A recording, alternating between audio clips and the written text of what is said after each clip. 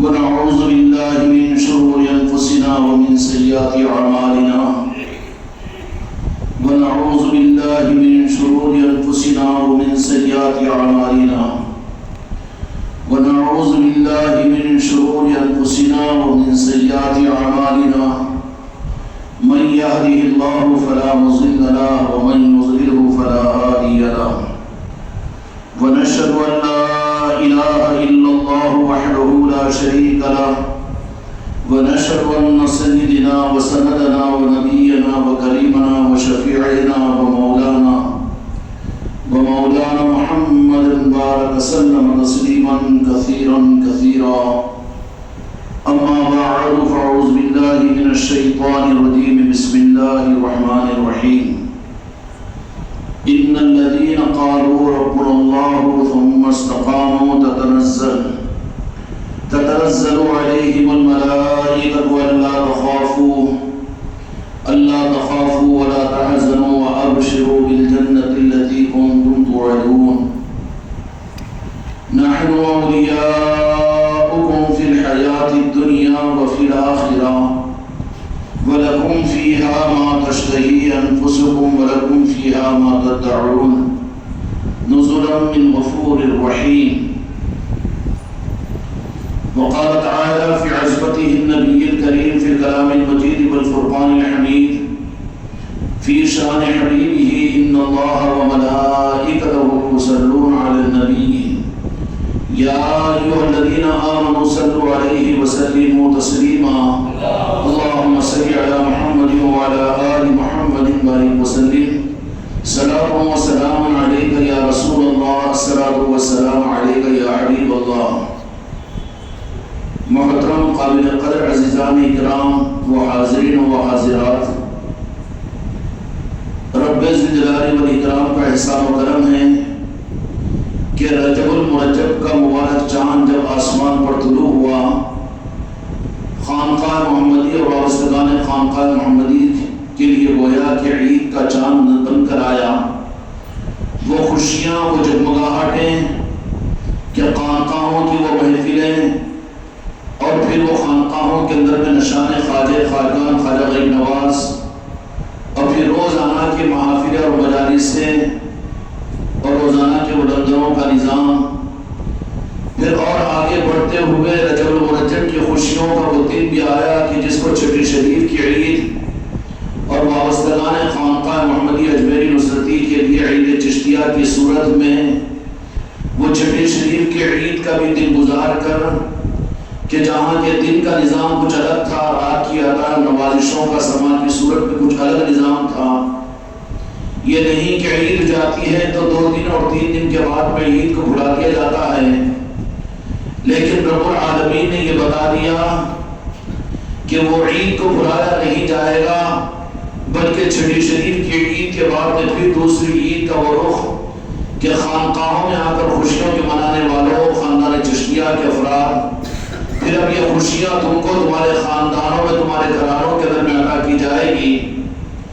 چنانچہ پھر یہ عید کا سلسلہ وابستگان کے گھروں پر چلا اور خوشیاں اور مسرتوں کا یہ نظام گھروں کی محافل اور مجالسوں کے ذریعے سے اپنے محلوں میں، اپنے علاقوں اور اپنی گلیوں کے اندر میں یہ پیغام انسانوں کو دیا کہ یہ وہ ہماری عید ہے جو عیدوں کے ملنے کا ذریعہ ہے، اور یہ خوشی وہ خوشی ہے کہ دنیا میں یہ خوشی سیمپل کے درجے میں ہے، لیکن اصل خوشی تو ان نسبتوں کے رکھنے والوں کی خوشی کا وہ دن ہوگا جس کو میدان محشر کہتے ہیں، کہ وہاں پر اللہ تبارک و تعالیٰ اپنے ان پسندیدہ بندوں کی نسبتوں کے رکھنے والوں کو، جس کو جہاں کے مالک میرے آقا محمد رسول اللہ صلی اللہ علیہ وسلم نے ارشاد فرمایا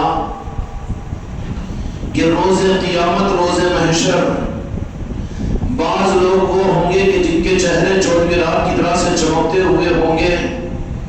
اللہ تبارک و تعالیٰ ان چمکتے ہوئے چہرے والوں کو اور ان کے صفوں سے نکالے گا اور میدان محشر کے اندر اللہ تبارک و تعالیٰ ان کو پہلے بلائے گا اور ان کے چہروں کی چمکاہٹ اور ان کی وہ نورانیتوں کو دیکھ کر بعض لوگ تعجب کریں گے اور فرشتوں سے یہ سوال کریں گے کہ ایک ہی زمانے کے نبی اور شہید ہے، تو پھر فرشتے ان کو یہ جواب دیں گے کہ یہ شہید بھی نہیں اور نبی اور رسول بھی نہیں، تو فرشتوں کے ذریعے سے جواب دلایا جائے گا کہ یہ امت محمدیہ کے وہ اولیاء کے چاہنے والے ہیں جو دنیا کے اندر اللہ تبارک و تعالیٰ نے ان کو نسبتیں عطا کی تھی۔ اس حدیث پاک کے مفہوم میں عرض کر رہا ہوں کہ وہ امت کے اولیاء کے چاہنے والے اور امت کے وہ اولیاء سے نسبتوں کے رکھنے والے ہیں کہ ان کے لیے ہم نے قرآن مجید کے اندر بھی یہ وعدہ کیا تھا کہ لا خوف علیہم ولا هم یحزنون، کہ وہ غمزدہ بھی نہیں ہوں گے اور ان کو فکر بھی نہیں ہوگا۔ تو میدان محشر میں تو ہر انسان فکر میں ڈوبا ہوا ہے، ہر اعمال کا کرنے والا، ہر عبادت گزار بھی فکر میں ڈوبا ہوا ہے، اور وہ میدان محشر کا وہ فکر جس کو حدیث پاک میں بیان کیا گیا کہ قیامت اور میدان محشر کے اندر میں ہر ایک اپنے بارے میں فکر مند ہوگا، لیکن ہم نے ایک وعدہ قرآن پاک میں ایسا فرما دیا تھا کہ وہ جو اولیاء ہمارے دوست ہوں گے ان کو نہ کوئی خوف ہوگا نہ کوئی فکر ہوگا۔ تو ہم میدان محشر کے اندر میں ان بندوں کی عظمتوں کو بتانے کے لیے بتانا چاہتے ہیں کہ اس فکر کے مقام پر جب ہر ایک اپنے فکر میں مبتلا ہے، نفسی نفسی کہہ رہا ہے، اور ہر ایک اپنی نجات کے لیے فکر مند ہے اور حساب و کتاب کے لیے وہ فکر مند ہے، تو ہم ان بندوں کو اس مجموعے کے اندر میں سے نکالنا چاہ رہے ہیں کہ یہ میدان محشر کے سارے انسانوں کے درمیان میں ملے ہوئے ہیں کہ جبکہ سارے انسان فکر میں ہیں، تو جو بے فکر ہونے والے ہیں جن کا وعدہ اللہ نے قرآن مجید کے اندر فرما دیا، ان کو اس مجموعے کے اندر میں سے نکال لیا جائے گا، اور نکال کر ان کو یہ بات کہی جائے گی کہ تمہارے ساتھ میں وہ رب کا جو وعدہ تھا کہ تم کو کوئی فکر نہیں ہوگا، کوئی خوف نہیں ہوگا، یہ فکر والے انسانوں کے درمیان میں سے تم نکل جاؤ، اور نکل کر تم خاص مہمانوں کی صورت میں، اس حدیث کا مفہوم عرض کر رہا ہوں میں، ادھر کو آ جانا تمہارے لیے ہم گوارا نہیں کرتے کہ تم دنیا میں چشتیہ رومان لے کر سلسلے قادریہ سے وابستہ ہو کر، سلسلے نقشبندیہ رفاعیہ سے وابستہ ہو کر دنیا میں تم نے اپنی پہچان دی کہ ہمارے دوستوں کے ساتھ تمہاری نسبت تھی، تو آج ہماری رحمت کیسے گوارا کرے گی کہ ان فکر مند لوگوں کے ساتھ میں تم بھی رہ جائیں۔ اللہ تبارک و تعالیٰ بنا دے گا اور فرشتوں کہے گا کہ ان کو نکال لو، وہ نکل کر آ جائیں گے، اور ہر ایک کا چہرہ ایسا چمکتا ہوا ہوگا جیسے 14ویں رات کا چاند چمک رہا ہے، تمتماتا ہوا چہرہ ہوگا۔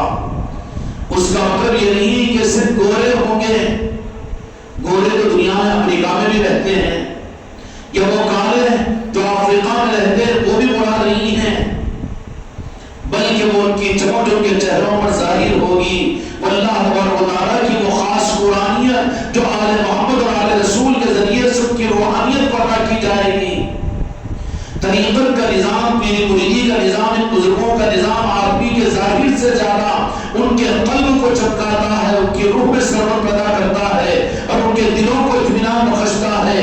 کوئی راہ طریقت میں چلتا ہوا اور سچے نظاموں میں چلتے ہوئے اگر اس کو دل کا سکون اگر حاصل نہیں ہو رہا ہے، وہ بے چینی کے اندر میں اور فکر مندی کے اندر میں اور دنیا کے اندر میں غم و حزن کے اندر میں زندگی گزار رہا ہے، تو اس کو اپنے روح کے صحیح کرنے کے لیے فکر کی ضرورت ہے کہ یہ مائنس رپورٹ ہے، مائنس پازیٹیو نہیں ہے، نیگیٹیو ہے، اس لیے کہ اللہ کا وعدہ سچا اور اللہ کے محبوب کی ذات سچی اور اللہ کے اولیاء سچے، اللہ کا قرآن سچا، جن کو اللہ تبارک و تعالیٰ اپنے دوستوں کا راستہ عطا فرما دے، پھر وہ دنیا کے اندر میں غم و حزن کے اندر میں چہروں اور پریشانیاں اور مخلوق سے شکایت اور حالات کی ناگواری کا اظہار یہ نہیں ہوگا، بلکہ وہ تو جس حال میں اللہ تبارک و تعالیٰ نے رکھا ہے ان کے چہرے تمتماتے رہیں گے، شکر گزاری کے اثرات ان کے چہروں سے محسوس ہوتے رہیں گے، لوگوں کو تعجب ہوگا کہ تم 3 دن کے فاقوں کے ساتھ میں ہیں لیکن پھر بھی تمہارے چہروں کی مسکراہٹ کیسی۔ تو اللہ تبارک و تعالیٰ یہ جسم سے نہیں بلکہ ان کی روح کو وہ سچائی کی بنیاد پر دل کو وہ اطمینان عطا کرے گا کہ وہ قلب کا اطمینان اور دل کے اندر کی وہ سرور اور وہ خوشی کے چہروں پر ظاہر ہوگی، ان کے الفاظ سے ظاہر ہوگی، اور ان کے حالات اور احکام و سکنات سے ظاہر ہوگی۔ جیسے حضرات صحابہ کرام رضوان اللہ تعالیٰ علیہم اجمعین مکہ مکرمہ میں جب نکل جاتے باہر کی گلیوں میں، تو دیکھنے والے کہتے کہ ہم تو اتنا ستا رہے ہیں اور اتنا تنگ کر رہے ہیں کہ سب کچھ ان کے لیے دینے کو تیار ہے، مکے میں کفار و مشرکین رشتہ داریاں دینے کے لیے تیار ہے، دنیا کے خزانے لا کر قبروں میں ڈالنے کے لیے تیار ہے، اور حسین و جمیل عورتوں کو لا کر دینے کے لیے تیار ہے، لیکن وہ ہے کہ صرف یہ کہہ رہے ہیں کہ ہم سب کچھ قربان کریں گے، لیکن وہ دامن مصطفیٰ کو ہم چھوڑ نہیں سکتے۔ دنیا دیکھ رہی ہے کہ وہ پریشانیوں میں ہے، دنیا دیکھ رہی ہے کہ یہ ناکام ہے، دنیا یہ سمجھ رہی ہے کہ نادان و بے وقوف ہے، لیکن وہ فاقوں میں رہنے والے صحابہ کہ جن کے پاس میں کھانے کے لیے کھانا نہیں، اپنی اولاد کے سسکیوں کو رکانے کے لیے کوئی روٹی کا ٹکڑا نہیں، اور جن کے پاس میں عید و برات کے موقع پر اچھے کپڑے اپنی اولادوں کو پہنانے کے لیے نہیں ہیں، ایسے صحابہ کے چہروں کو وہ کفار و مشرکین دیکھتے تو یہ کہتے کہ غم ان کے شاید قریب سے نہیں گزرا ہوگا۔ وہ کون سی چیز تھی؟ یہ ظاہری جسم کی صورت کی چیز نہیں تھی کہ تو جہاں کے مالک نے یہ بات نہیں فرمائی اور یہ بات نہیں کیا کہ جو مجھ پر ایمان لائے تمہاری ناگواری کے حالات کو دور کرنے کے لیے، تمہارے فاقوں کو دور کرنے کے لیے، تمہاری کسب پرسی کو دور کرنے کے لیے، چلو میں سونے کے عید تم کو دے دیتا ہوں، یا پھر کچھ اور معجزات کے ذریعے سے تمہاری میں مدد کرتا ہوں کہ تم بھی دنیا کے اندر میں موج و مستی کرو، تمہاری خواہشات کو پورا کرو۔ نہیں، بلکہ دنیا کے مالک میرے آقا نے یہ ظاہری چیزوں کا کوئی نظام نہیں رکھا، بلکہ ظاہر میں سکھایا تو روح کو ان کے منور کیا، اور ظاہر کے حالات نامساعد رہے لیکن ان کی روح کو تر و تازہ فرمایا کہ دنیا کے سارے دھوپ کے راستوں سے نکل کر صحابہ عاشقین مصطفیٰ صادقین و صالحین جب میرے مصطفیٰ کی بارگاہ میں خدمت میں پہنچ جاتے تو وہ صحابہ کہتے ہیں کہ زندگی کا سارا حسن و ملال اپنے آقا کے چہرے انور کو دیکھ کر ہم بھول جاتے ہیں۔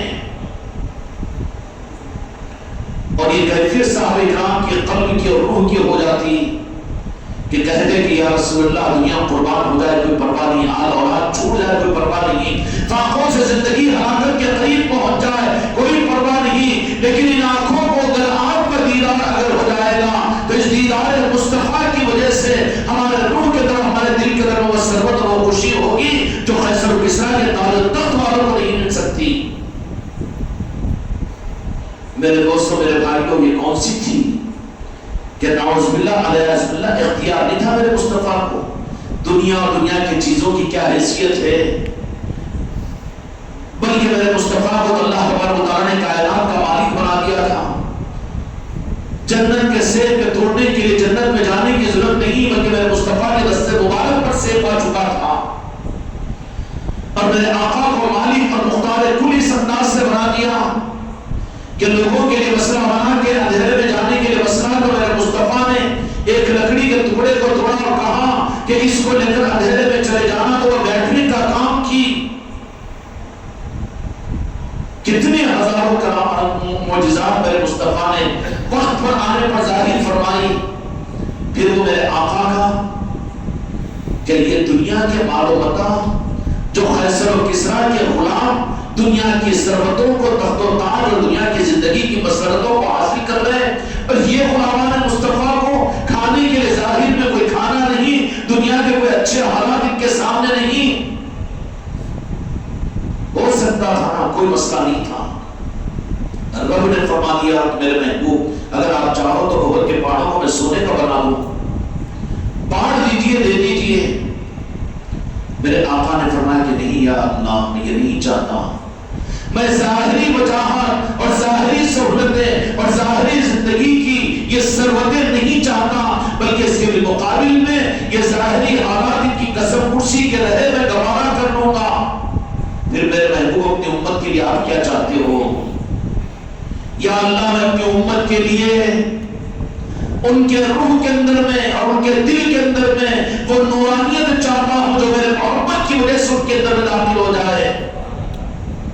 وہ میرا عشق ان کے قلب کے اندر ان کی روحوں میں آ جائے کہ جو اندھیروں میں اجالا کر دے، غموں میں مسکرانے والا بنا دے، اور کلفتوں کے اندر راحت محسوس کرے. کبھی مخلوق کے سامنے تیری شکایت بھی نہیں کریں گے، اور پھر جو کچھ حالات ان کے اوپر آئیں گے اس کے اوپر وہ تیری بارگاہ میں بھی شکر ادا کریں گے. اور تو کہے گا کہ حالات تو ناشکری کے مماثل ہے، یہ کہیں گے کہ یہ مصطفیٰ کے غلام ہیں. اور یہ زبانوں سے کہنے کا معاملہ نہیں بلکہ ان کے چہرے بتانے تھے. جن کے چہرے میدان محشر میں چمکنے کے قابل ہوں گے وہ دنیا میں آزردہ خاطر کبھی نہیں ہوں گے.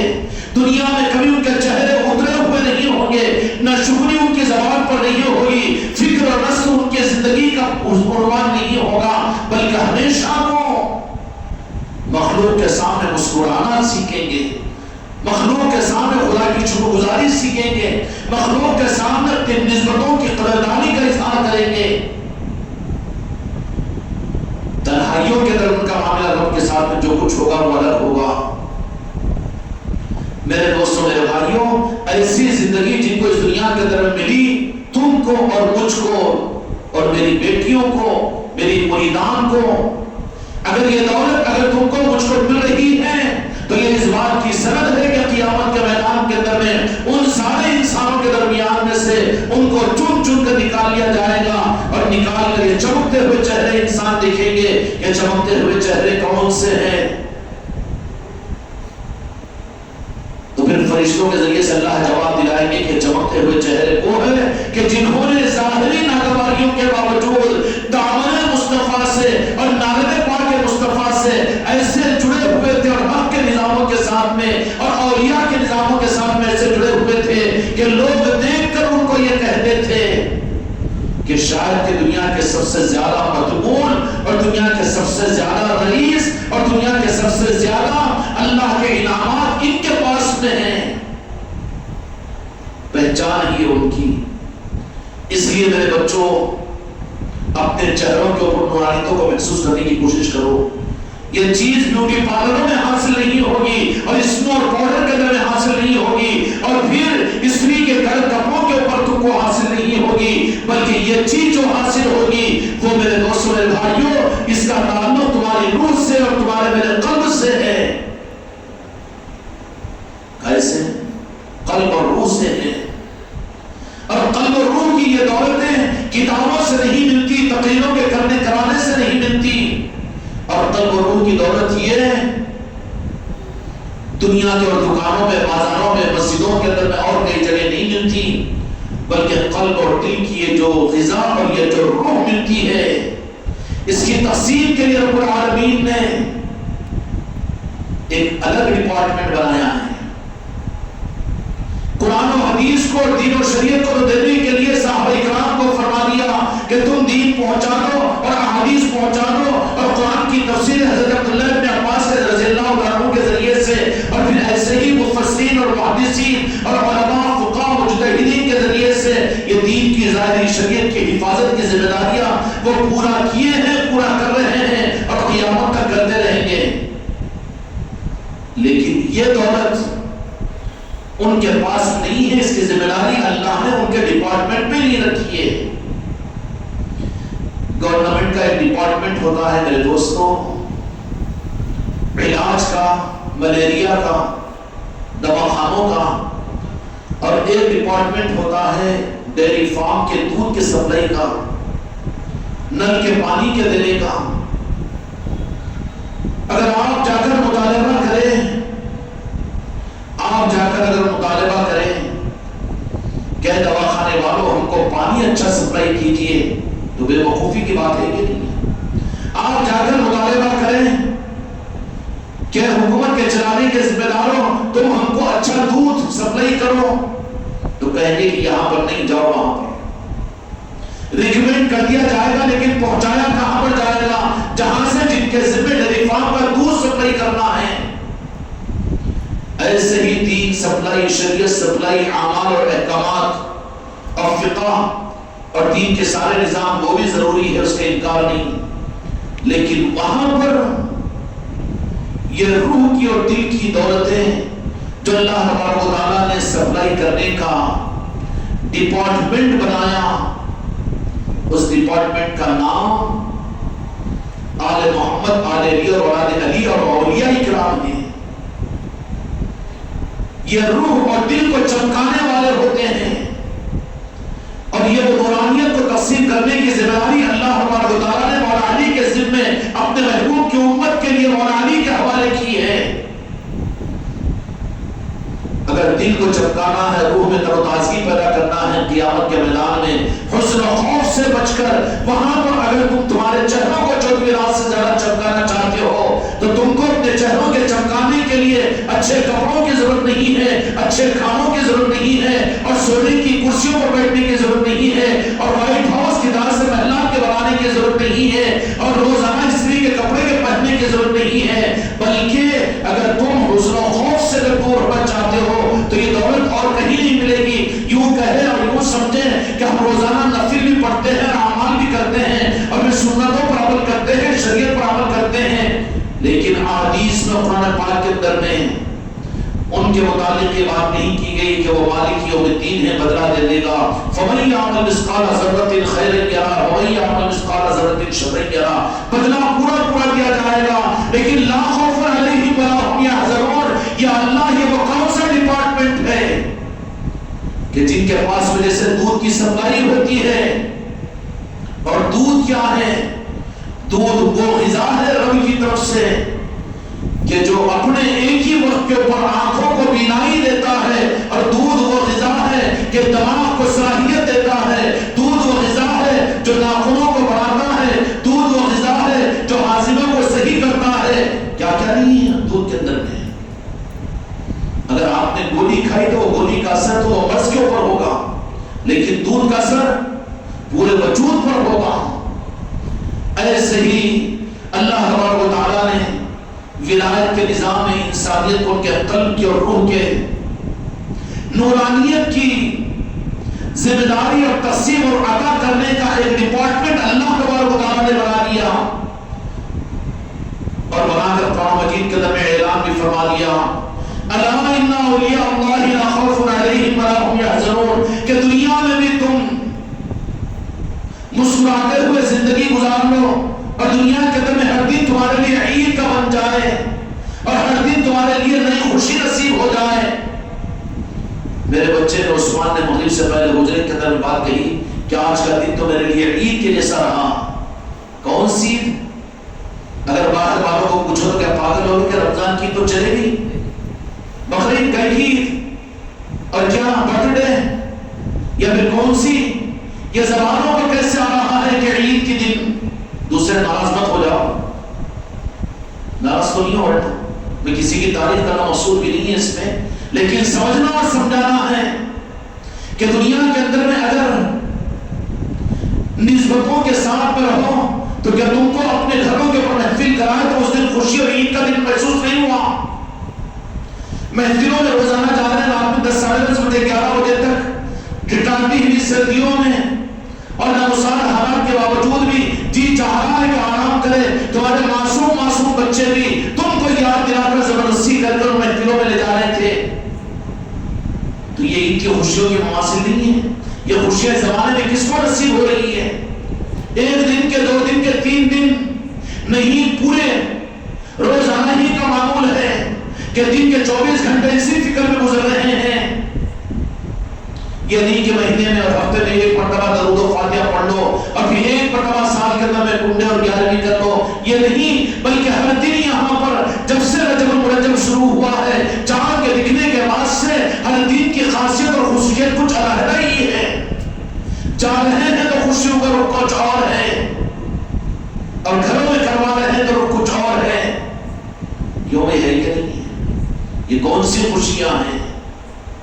اب جو ناخوشی کے ساتھ میں زبردستی سمجھ کر آئے تو وہ ان کے بارے میں تم کچھ نہیں کہتے، وہ خود اپنا فیصلہ کر لے، وہ خود اپنا فیصلہ کر لے۔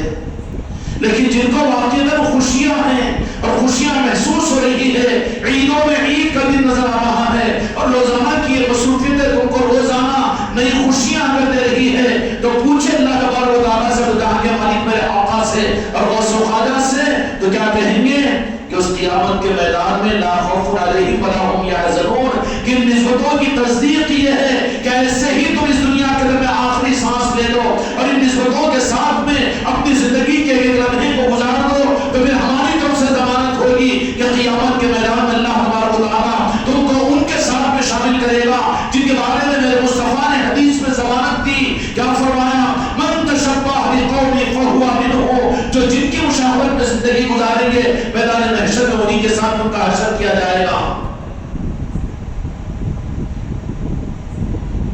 دوستوں کو نہیں، دشمنوں کو، تمہارے خیر خواہوں کو نہیں، تم سے عداوت کرنے والوں کو وہ پہچان دینے کے لیے کہ روزانہ کی مجلسوں کی کیا ضرورت ہے، روزانہ یہ کیا ضرورت ہے اور یہ کون سا نظام ہے، یہ کیسے خوشیاں ہیں کہ تم کو جانے کے بعد میں یا تمہارا پیر 1000 2000 10,000 کی مدد کر رہا ہے یا تم کو ایک آدھ چاول کا تھیلا نہیں. یہ کوئی نظام نہیں ہے، بلکہ جو بھی آ رہے ہیں وہ خود کو لٹانے کی نسبت اور بنیاد پر آ رہے ہیں اور وہ کبھی کوئی لینے کی نیت کے ساتھ اس خانقاہ کی چوکھٹ پر نہیں آتا. تو پھر ان کو تو تعجب ہوا کہ دیوانہ بنے تمہارا. پھر اور دو رہنے والے تو کہیں گے کہ اپنی کمائی کو لٹا دے رہا ہے، وہیں پر خرچ کر دے رہا ہے اور غلطی سے کسی کام میں اس سچے راہ طریقت کے چلنے والے سپاہی کے کان میں اگر خود کی ماں اور خود کا باپ بھی کہہ دے کہ تو اپنی کمائی کو وہاں لٹا رہا ہے تو فوراً وہیں پر پکڑ کہے گا کہ خانقاہ میں لٹانے والا نہیں ہوں، بلکہ مجھے تو روزانہ خانقاہ سے غریب نواز کی چوکھٹ کا صدقہ مجھے ملتا ہے اور میں چاہتا ہوں کہ میں خود نہیں بلکہ اپنی نسلوں کو یہ چوکھٹ کے اوپر لا کر ڈال کر ان کی غلامی کا تاج اپنی نسلوں کو دینا چاہتا ہوں. ہوگا کہ نہیں ہوگا؟ پھر یہ کون ہے، متوقع کون سا ہے؟ زیادہ خوش فہمی میں مبتلا ہونے کی ضرورت نہیں ہے، اپنی زندگیوں سے خود کو پہچانو. خوشی اور ثروتیں اور محبتیں اور عید کی خوشیاں واقعتاً نظاموں کے اندر اگر تم محسوس کر رہے ہو تو یہ کیا کرم کی بات ہے میرے غریب نواز کے کہ تمہاری بوجھی ہوئی زندگیوں میں، تمہارے منور دلوں کو اور تمہاری پریشانیوں کی آندھیوں میں اور تمہارے مرض اور بیماریوں کے اندر میں یہ مسکراہٹ دینے والا لاکھوں روپے نہیں دے سکتے اور کروڑوں روپے نہیں دے سکتے، تمہاری بیوی اور تمہاری اولاد اور تمہارے ماں باپ تم کو نہیں دے سکتے، لیکن خواجہ جی اس خانقاہ کی چوکھٹ میں تمہیں ادا کر رہے ہیں. غموں کو بھولتے ہیں کہ نہیں؟ ہوتا ہے کہ نہیں ہے؟ یہ زبان کی بات نہیں ہے. زبان نہیں جہاں حقیقت ہوتی ہے وہاں زبان کی ضرورت نہیں پڑتی. محسوس کیجئے ان کو کہ جب دنیا میں میرے خواجہ خواجگان یہ عید اور یہ خوشیاں تم کو اور مجھ کو کہ رجب کا مہینہ چھٹی شریف بھی ہو چکی ہے، گھروں کے اوپر خوشیاں آپ لوگوں کو منانے کا موقع مل رہا ہے، روزانہ جشن غریب نواز تمہارے گھروں میں ہو رہا ہے. ارے شام میں نہیں بلکہ دن کے اندر بھی محفلیں ہو رہی ہے. یہ کون سی کرم فرمائی کی بات ہے غریب نواز کی؟ ہو رہا ہے کہ نہیں ہو رہا؟ یہ سب کچھ ہونے کے ساتھ میں خواجہ خواجگان نے یہ بھی بتا دیا کہ تم کو میں نے اپنا بنایا اور اپنی نسبت عطا کی، تو پھر اس دن کی خوشیوں سے بھی تم کو کیوں محروم کروں؟ تم نے چھٹی شریف کی خوشیوں کو بھی منایا، عید چشتیہ کو بھی منا لیا، لیکن اب تم میرے ہو. اس کے ثبوت کے لیے خانقاہ محمدی کو خواجہ خواجگان نے یہ موقع بھی عطا فرمایا کہ آپ کا یوم ولادت آج 21 رجب ہے نا، کیا کون سی تاریخ؟ آج لگ گئی ہے 22 رجب. خواجہ خواجگان سلطان الہند خواجہ غریب نواز کی تولد کا اور اس دنیا میں ولادت کا دن، اب اس خوشی سے بھی محروم کیوں ہوتے ہو؟ دنیا کا عام رواج ہے کہ دنیا کے عام انسانوں کو لوگوں کی ملازمت پر اپائنٹمنٹ ہو تو اس کی دعوت معلوم ہے، شادی کی سالگرہ کی دعوت معلوم ہے، اولاد ہو جائے تو اس کی خوشی کی دعوت معلوم ہے، خود کی شادی اور خود کے عقد اور ولیمہ کی دعوت معلوم ہے. لیکن بتاؤ یہ کہ ولادت کی تاریخ اور ولادت کی خوشیوں میں کس کو شریک کیا جاتا ہے؟ یاد دلانا نہیں پڑتا بلکہ یاد رکھا جاتا ہے کہ آج کا دن تو وہ دن ہے کہ جس دن ہمارے گھر کا چراغ ہمارے گھر میں آیا ہے. ولادت باہر کے لوگوں کو، گھر کے باہر کے لوگوں کو معلوم نہیں ہوتی، ولادت کی تاریخ گھر کے اندر کے لوگوں کو معلوم ہوتی ہے. اور ولادت کی خوشیاں بھی حقیقت کے لیے دعوت عام کرتے ہیں، لیکن چلا چلہ کہاں ہوتا ہے؟ خاندان والوں میں ہوتا ہے. بھئی چلے کی دعوت ہے، ناجائز اور جائز کے چکر میں مت جاؤ. ہم کو یہاں پر شریعت کا اصول لے کر نہیں بیٹھے ہوئے ہیں، لیکن بات کو سمجھنے اور سمجھانے کے لیے. چلے کی دعوت میں گاؤں والوں کو نہیں بلایا جاتا اور وہ شکایت بھی نہیں کرتے کہ ہم کو کیوں نہیں بلایا. معلوم ہے کہ چلے کی دعوت ان کے خاندان کے گھر کے اندر کی ہے، باہر والوں کو تو ہوا بھی نہیں لگتی اور شکایت بھی نہیں کرتے، اس لیے کہ معلوم ہے کہ چلہ ان کے گھر کی وہ رونق ان کو 40 دن پہلے ملی ہے، تو وہ گھر کے اندر وہ خوشیاں مناتے ہیں. تو پتہ یہ چلا کہ بعض خوشیاں وہ ہوتی ہے جو صرف گھر والوں کو دی جاتی ہے. اب اس بات پر خدا کا شکر ادا نہ کریں کہ غریب نواز نے اچھا یہ حماقت کیوں اتنی بڑی حماقت کر رہے ایک محفل رکھ کر دیں.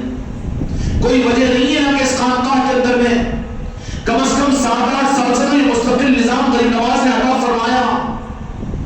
اس سے پہلے کی سالوں کا تذکرہ میں نہیں کر رہا ہوں، لیکن اعلان اشتہاروں کے اندر میں اور لوگوں کو اپنے میسجوں کے اندر میں 7-8 سال سے اخباروں کی سرخیوں میں یہ بات دے چکے ہو اور لوگوں کے علم میں آ چکا ہے کہ ولادت خواجہ خواجگان 21 رجب کو ہوئی ہے، تو پھر کیوں اس کے اہتمام کا، اس نسبت کی محفلوں کا موقع دوسروں کو نہیں مل رہا؟ ایک سوال ہے نا عقل مندوں کے لیے. یہ کون سی دیوانگی ہے کہ ولادت خواجہ خواجگان کی نسبت پر پھر محفل یہاں پر سجی ہے اور دیوانے ہیں کہ ان کے آگے ہیں؟ یہ حق ہے کہ آتے نہیں ہیں بلکہ بلائے جاتے ہیں. یہ خواجہ خواجگان نے اپنا سمجھا، اس کی دلیل ہے، اپنی زندگی کے لیے دلیل ہے. جب وہ اپنا دنیا میں انہوں نے اپنا بنا لیا، محشر میں بھی کہہ دینا کہ یہ میرا دیوانہ ہے. اب وہ سادات اور سید و سادات ہے، خواجہ خواجگان، خواجہ غریب نواز. ارے وہ تو دودھ کی صفائی کے ڈپارٹمنٹ کے ذمہ دار ہیں، وہ تو عطا ہی کرنے والے ہیں، اہل کو دیکھ کر عطا ہی کرنے والے ہیں.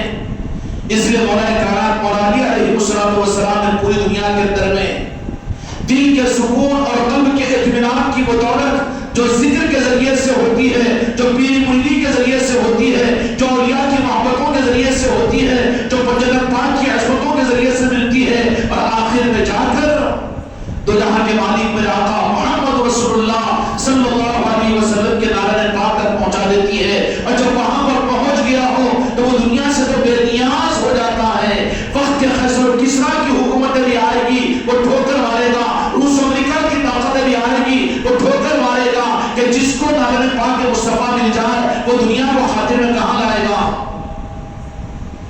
اور وہ نعرہ پاک مصطفیٰ کے دلانے کا راستہ اور وہ ڈپارٹمنٹ اللہ تبارک و تعالیٰ نے میرے دو جہاں کے مالک میرے آقا نے وہ مولا علی کو عطا فرمایا.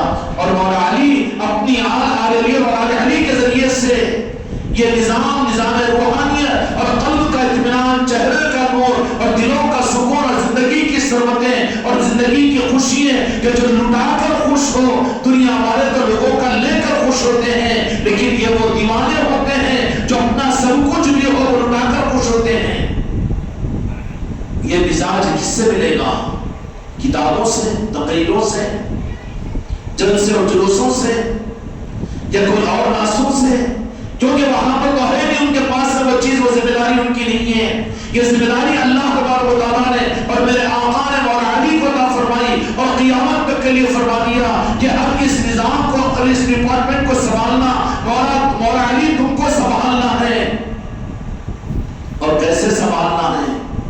اپنے شہزادوں کے ذریعے سے شہزادے اور آل علی اور آل علی کے اولیاء دنیا کے اندر میں ظاہر ہوتے رہیں گے، اور وہ اولیاء سے اولیاء بن کر ان کی پہچان جو انسانیت اور امت کو دلوں کا سکون اور روح کی ثروتیں، جن کے چہروں پر مسکراہٹیں کہ وہ دنیا میں یہ پہچانے جائیں گے کہ یہ وہ ہیں جو ان کا قلب مطمئن ہے اور یہ اپنی دنیا کی ناگواریوں کی وجہ سے کہ چہرے پر کوئی مچاہٹ نہیں آتی، بلکہ ان کے چہرے تو چمکتے ہوئے دمکتے ہوئے رہتے ہیں. ہمیشہ وہ اپنے آپ کو سمجھتے ہیں کہ وہ زمین کے اوپر سب سے زیادہ کامیاب میں ہوں. نہ شکایت ہوگی ان کے چہرے پر اور نہ ناگواری ان کے چہروں پر ہوگی، بلکہ وہ ہر حال کے اندر میں وہ غوث و خواجہ کا شکر ادا کرنے والے اور اللہ کی بارگاہ میں اپنے آپ کو شکر گزار بندوں میں شامل کرنے والے ہوں گے.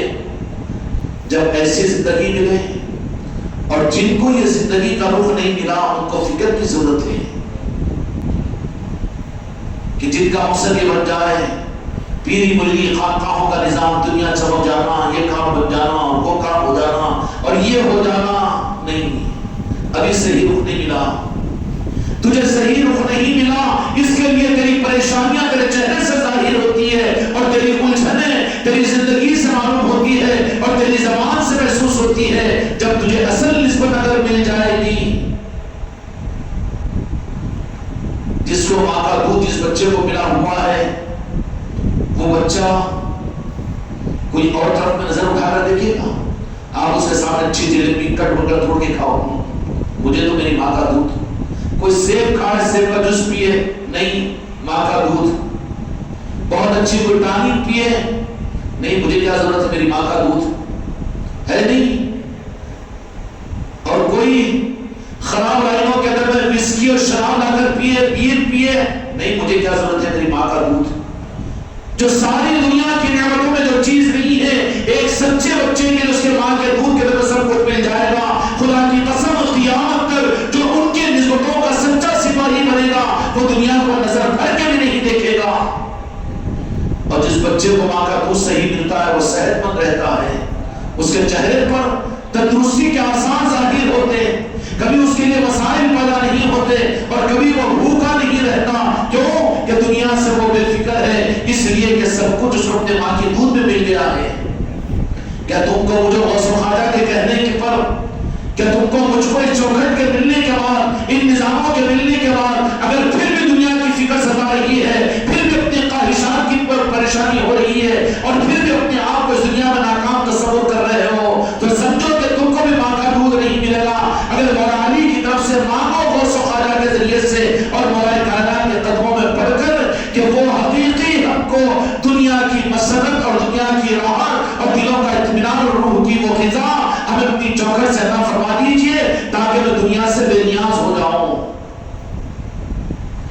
اچھے گھر ملنا چاہیے، اچھے کپڑے ملنا چاہیے، اور دنیا کے تخت و تاج مل جانا چاہیے، اور وہ بھی ہو جانا چاہیے، یہ بھی ہو جانا چاہیے، تو بیچارے اس بچے کو ماں کا دودھ نہیں مل رہا ہے، اس لیے وہ بچہ لپک رہا ہے، کبھی بسکٹ پر، کبھی اس پر، کبھی اس پر۔ کیوں؟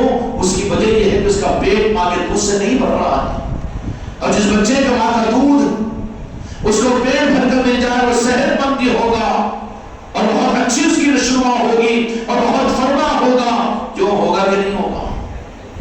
اچھا، بالمقابل اس کے کہ جو ماں کے دودھ سے محروم ہیں، وہ ڈبوں کے دودھ پر پڑ رہا ہے، کبھی بکری کا دودھ، کبھی گائے کا دودھ، تو اس کا حل کیا ہوگا؟ منڈی بڑی تو سینہ چھوڑا، سینہ چھوٹا تو پاؤں ٹیڑھے، ہوگا کہ نہیں ہوگا؟ کن پٹیا بیٹھے ہوئے، سستی کا اظہار، کیوں؟ اس لیے کہ صحت کے لیے اس کی ماں کا دودھ ضروری تھا، وہ نہیں ملا۔ اللہ تبارک و تعالیٰ نے یہ نظام ولایت جو ماں کے دودھ کی صورت میں انسانوں کو اللہ تبارک و تعالیٰ نے نہ فرمایا، یا اللہ ہم کیا جانے کوثر کو اور جنت کے وہ دودھ کی اور شہد کی نہروں کو اس دنیا میں خدا کی قسم مولا علی کا نظام، علی اور اولاد علی کا نظام، غوث و خواجہ کا نظام، اس دنیا کے اور آخرت کے لیے ہمارے تو دودھ اور شہد کی نہریں ہیں، اس سے تم کو زندگی کی خوشیاں ملے گی کہ ناگواریوں میں بھی تم مسکرانے والے بنو گے، پھر ناگواریوں کا اظہار زبان سے نہیں۔ یہ ذمہ داری مولا علی کو اللہ تبارک و تعالیٰ نے میرے آقا نے عطا فرما دی کہ انسانیت کو ان کے ماں کے دودھ کی طرح سے دودھ کے دینے کا نظام مولا علی کی صورت کے اندر دنیا میں رہے گا، اور مولا علی اب میری امت کو میں تمہارے حوالے کر رہا ہوں، اب ان کو ان کی رونا مجھے پسند نہیں ہے، اور ان کی پریشانیاں مجھے پسند نہیں ہے، ان کی ناگواریاں مجھے پسند نہیں ہے، سنبھالو مولا ان کو۔ میرے آقا نے مولا علی کے حوالے فرمایا، من کنت مولا فہذا علی المولا، حوالے کر دیا اپنی امت کو مولا علی کے حوالے۔ پھر وہ کیسے کہ جو جہاں رہے اولاد کو ماں کے پاس پہنچنے کی ضرورت نہیں، لاشعور اگر اولاد ہے تو ماں خود اس کو دودھ پلانے کے لیے بچے کے پاس پہنچتی ہے کہ نہیں پہنچتی ہے؟ جانور بھی پہنچ جاتا ہے اپنے بچوں کے لیے۔ خدا کی قسم دنیا کے کسی کونے میں اگر پہنچ جاؤ تو میرے مولا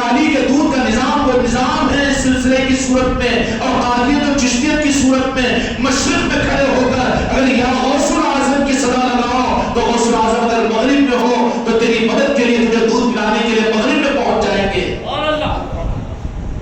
اگر تو 15ویں صدی کا نہیں 20ویں صدی کا بھی ہو جائے اور ہم اپنی نسبتوں کی سلامتی کے ساتھ میں اور اپنی نیت کی تصحیح کے ساتھ میں اگر غریب نواز کا غلام اگر بن جائے تو وہ غریب نواز تجھے کبھی ذلیل ہونے نہیں دیں گے اور تیرے چہرے پر ناگواری کو محسوس ہونے نہیں دیں گے. تو تیری زندگی کا ایک دن عید اور خوشیوں کا دن ہوگا. وہ دنیا کی خوشیوں کو لانت مارنے والا ہوگا. کبھی ناگواری اس کے قریب میں نہیں آئے گی. اب یہ نظام ولایت اور انسانیت کو اچھی اور سچی پاک اور پتر غذا دینے کے لیے مولا علی کا ڈپارٹمنٹ ہے ولایت کا. اور جن کو ماں کا دودھ نہیں ملتا وہ اولاد انفٹر ہوتی ہے, صحیح نشوات کی نہیں ہوتی ہے, جو صرف ظاہری طور پر دین اور دین کے نظاموں کے ساتھ میں جڑے ہوئے ہیں لیکن شفقت والی ماں کا دودھ ان کو نصیب نہیں ہے. تو وہ تو بڑھ تو جائیں گے لیکن ٹیڑے میڑے ہوں گے, کبھی عقیدے اقدام, کبھی گستاخ اور کبھی بے ادب, کبھی اولیاء کے مخالفت. یہ سب کیا ہے؟ یہ پولیو کے پٹے ہیں, بدعقیدیوں کے ٹیڑے میڑے ہیں. لیکن جن کو ماں باپ کا دودھ مل جاتا ہے, ماں کا دودھ ملتا ہے, جو حقیقت میں اپنے قلب کے ساتھ میں مولا علی کے ساتھ میں آل علی اور آل علی کے ساتھ میں اولیاء کے ساتھ میں وابستہ ہوتے ہیں, ان کو کسی اور چیز کی طرف میں دیکھنے کی ضرورت نہیں پڑتی. اتنی جماعتیں بن رہی ہیں, جماعتوں سے ہمیں مطلب نہیں. غوث و خواجہ زندہ باد. ارے یہ غلامی ہے, یہ بدعت ہے, یہ خرافات ہے, وہ تمہارے لیے ہوگی, لیکن پیر پرستی ہماری اصل عبادت کی معراج ہے. کہے گا وہ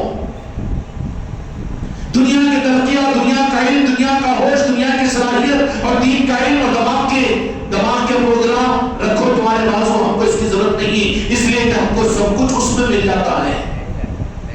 دنیا میں بے نیاز بنا دیا جاتا ہے ان کے سچے سپاہیوں کو. لا خوف علیہم ولا هم يحزنون. اب اس کی تقسیم کے لیے یہ ڈپارٹمنٹ اللہ اور اس کے محبوب کی طرف سے صرف مولا علی کو عطا کیا گیا ہے. اور مولا علی نے اس حقیقی نورانیت والی غذا کو, جس سے دنیا کے اندر بھی روح کا سکون اور دل کا اطمینان والی دولت کی تقسیم کرنے کا ڈپارٹمنٹ مولا علی کا, اور اس کے ڈسٹریبیوٹر جو ہے اور اس کے تقسیم کرنے والے جو ہے وہ قیامت تک آتے رہیں گے. اور وہ کون؟ وہ اولیاء کی صورت میں. اور اپائنٹمنٹ وہاں پر ہوتا ہے, تقرر وہاں پر ہوتا ہے, اور ان کا انتخاب وہاں پر ہوتا ہے مولا علی کی بارگاہ میں اور مدینے کی چوکھٹ میں اور رب کے عرش پر.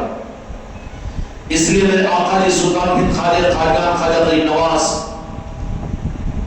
اولیاء کی ولایت تو ظاہر ہوتی ہے بعد میں, لیکن اس کے حالات, اس کے کیفیات, ان کو یہ چمکتے ہوئے ستارے جب اللہ تبارک و تعالیٰ بنا لیتا ہے تو پھر ان کے آنے ہی سے پہلے ان کی چمک دنیا میں ظاہر ہونے شروع ہو جاتی ہے. چنانچہ سلطان ہند خالد خواجہ خواجہ غریب نواز سبستان کے علاقے سنجر کے اندر میں آپ کا تولد ہوا. اللہ نے وہاں کے ماحول کو ایسا بنایا تھا. مورخین نے لکھا ہے کہ سنجر کی وہ آبادی جو ہزاروں مسلمانوں پر مشتمل تھی اور کئی مسجدیں وہاں پر تھی, لیکن پوری آبادی کا عالم یہ تھا کہ کوئی بے نمازی دور کی بات ہے. آج تو پوری دنیا میں نماز نماز کہہ کر کروڑوں اربوں روپے خرچ کرنے کے باوجود امت کو کتنے پرسنٹ نمازی بنا سکے؟ کیوں کہ رجوع ان کا ظاہری زبردستی کے اوپر نہیں ہوگا, بلکہ وہ قلب اور روح کے ساتھ میں وہ ماحول, ویسا ماحول پیدا کر دو. آسمانوں سے بارش ہوتی ہے تو عید کی پیدا ہو جاتی ہے, اور پھر گھر میں رکھی ہوئی نمک کی ہنڈیاں میں خود پانی پھوٹ جاتا ہے. اسی طریقے سے جن زمینوں کا جن علاقوں کا اللہ تعالیٰ منتخب فرماتے ہیں ان پر تو جہاں کے مالک میرے آقا محمد رسول اللہ صلی اللہ علیہ وسلم کی نگاہ کرم پڑتی ہے. اللہ تبارک و تعالیٰ فرماتے ہیں کہ اے میرے محبوب, میں نے آپ کی امت میں سے فلاں بستی میں, فلاں ضلع میں, فلاں صوبے میں اور فلاں دیہات میں ہم نے تمہارے اس امتیوں کے درمیان سے ایک کو اپنی دوستی کے لیے منتخب کیا. کیا میرے محبوب آپ ان سے راضی ہیں؟ محی الدین ابن عربی رحمۃ اللہ علیہ نے اس روایت کو نقل کیا ہے. اللہ تبارک و تعالیٰ 100 برس پہلے اپنے محبوب کی بارگاہ میں اس امت میں پیدا ہونے والے اولیاء کو دو جہاں کے مالک کی بارگاہ میں پیش کیا جاتا ہے کہ میں ان کو اپنا دوست بنانا چاہتا ہوں, پیدا کرنا چاہتا ہوں. میرے آقا دو جہاں کے مالک رضامندی کا اظہار فرماتے ہیں کہ اللہ یہ علاقے میں شمستان کے علاقے میں سنجر کی دیہات کے اندر میں وہاں پر آپ میرے معین الدین کو پیدا کرنا ہے، مولا قبول ہے۔ جب تک اللہ نے میرے مصطفیٰ کی بارگاہ میں یہ بات رکھ دی، اس وقت سے مدینے والوں کی نگاہ اس آبادی پر، اس بستی کے اوپر رہتی ہے، اس کے اثرات وہ قوم محسوس کرتی ہے۔ سنجر کی وہ بستی کے جہاں کے بارے میں بے نمازی تو دور کی بات ہے، جب بے نمازی نہیں تو بغیر روزے کے کوئی ہوگا، بغیر روزے کے نہیں تو پھر کوئی بے دین ہوگا، نہیں ہو سکتا نا۔ صرف نمازی نہیں، اب تو یہ ہے کہ چشتہ رومال بھی گلے میں ڈالے اور نمازیں بھی چھوڑتا رہے، تو کہاں ہے تو کٹی پتن ہے، بنانے کی جھاڑ میں لگ جائے گا۔ خامخواہ کی حماقت کیوں کر رہا ہے، دھوکے میں کیوں رہ رہا ہے کہ جس کو اپنی نماز کا ہوش نہ ہو اور جب نماز چھوڑ کر بٹے باز بن کر دنیا میں گھومتا رہے اور نماز کی حفاظت کو نہ کرے، تو کیا اپنی نسبت کی حفاظت کرے گا؟ ایسے کو خواجہ جی پسند کریں گے؟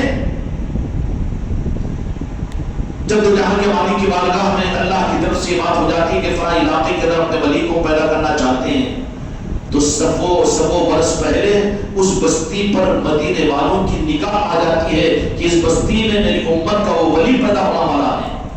چنانچہ مورخین نے لکھا ہے کہ سنجر کی اس آبادی کا حال یہ تھا کہ کئی مسجدیں تھیں وہاں پر، لیکن پورے سنجر کی بستی میں جہاں پر میرے سلطان الہند کو اللہ تبارک و تعالیٰ نے پیدا فرمایا، اور وہ سنجر کی بستی میں جہاں پر میرے خواجہ خواجگان کے والدین رہا کرتے تھے، اس بستی کی نورانیت کا عالم یہ کہ پوری بستی میں ایک بھی تہجد کا قضا کرنے والا نہیں تھا، تہجد کسی کی نہیں چھوٹی تھی، اور اس میں بھی تقابل رہتا کہ مسجد میں میں پہلے پہنچ جاؤں۔ ایسے پاک لوگوں کی بستی کہ پورے ماحول اور پورے سنجر کو اللہ تبارک و تعالیٰ نے ایسا دھو دیا تھا کہ بستی میں کوئی غیر تہجد قضا کرنے والا نہیں تھا۔ فجر تو دور کی بات ہے بلکہ تہجد قضا نہیں کرنے والا تھا، اتنی منور بستی تھی۔ وہیں پر آپ کے والد محترم حضرت خواجہ غیاث الدین رحمت اللہ علیہ اور آپ کی والد محترمہ ام الورا سید السعادات ہے، حسنی اور حسینی سید ہے، والد محترمہ کی طرف سے حسینی سید ہے، والد کی طرف سے حسینی سید ہے، والدہ محترمہ کی طرف سے پیران پیر غوث الاعظم کے رشتوں کی وجہ سے حسنی ہے۔ والد محترمہ کے صرف ایک پشت اوپر پیران پیر غوث الاعظم کا نسبت مل جاتا ہے، امام جعفر صادق علیہ السلام کی نسبت مل جاتی ہے خواجہ خواجگان کو۔ پورے ویر کنیکٹڈ تھے، سنجر کی بستی ہے اور وہاں پر یہ ماروا نہر کا علاقہ ہے۔ اس زمانے کے اندر بخارا، سمرقند، عراق، بغداد یہ علاقے بڑے منور اور بڑے اولیاء کے نظام وہاں پر تھے، بڑی بڑی خانقاہیں تھیں اور بڑے بڑے اللہ کے محبوب بندے بھی وہاں پر ان علاقوں کے اندر زیادہ رہتے تھے۔ یہ گویا کہ اس زمانے کے اندر جس وقت خواجہ خواجگان اس دنیا میں پیدا ہوئے، اس زمانے میں اولیاء کی کمپنیاں تھیں وہاں پر۔ ماروا نہر کا علاقہ جس کو کہتے ہیں۔ چنانچہ سنجر کے لوگوں کا عام عمومی حالات یہ تھے، اور خود میرے آقا جی جس گھرانے کے اندر میں آپ نے آنکھیں کھولی وہاں کا عالم کیا تھا۔ آپ کے نسبی پشتوں کے اندر میں مولا علی تک کے جتنے آپ کے آبا اجداد ہیں میرے سلطان معین آقا جی کے، ذرا سوچو میرے دوستو، زندگی میں ہوش کے ساتھ میں جان دینا ہو دے دو، لیکن نسبت کو نہ چھوڑو، سلسلے چشتیہ کی ناقدری نہ کرو۔ کہ یہ نہیں کہ مرضی پوری نہیں ہوئی تو سلسلے کو چھوڑ دیے، اور اپنے من مانی پوری اگر نہیں ہوئی تو پھر کیا کریں گے، یہ تو بہت کمبختی کی بات ہے، بدبختی کی بات ہے۔